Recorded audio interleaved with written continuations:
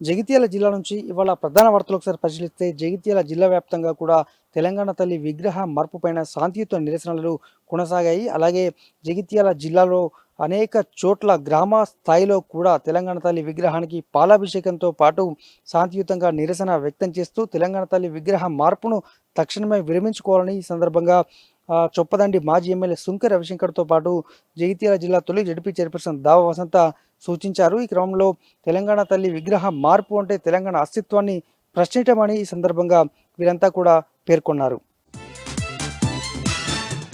తెల్లవారుజామున 4 గంటలకే ఆశా వర్కర్లను అరెస్టు చేశారు జగిత్యాల జిల్లా పోలీసులు.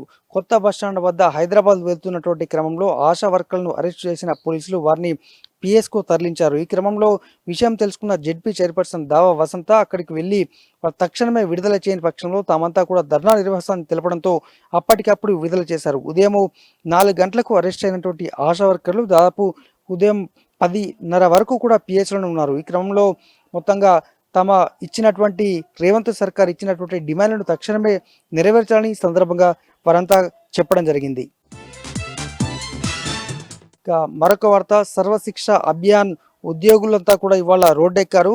నిరవధిక దీక్షకు పిలుపునిస్తూ జగిత్యాల జిల్లా కేంద్రంలోని కొత్త బస్టాండ్ వద్ద చౌరస్తా వద్ద కూడా ధర్నా నిర్వహించారు. ఈ క్రమంలో వారు మాట్లాడుతూ పూర్తి స్థాయిలో తమకు ఇచ్చినటువంటి హామీలు తక్షణమే నెరవేర్చాలి. గతంలో ఇదే టీపీసీసీ హోదాలో ఉన్న రేవంత్ రెడ్డి తమ వద్దకు వచ్చి మీ హామీని నెరవేరుస్తా అని చెప్పడం జరిగింది. కానీ ఇప్పటి వరకు నెరవేర్చడంతో వారంతా కూడా తీవ్ర స్థాయిలో ఆగ్రహం వ్యక్తం చేశారు. మరి ఇప్పటికైనా వారి సమస్యలు నెరవేరుస్తారా లేదా చూడాలి.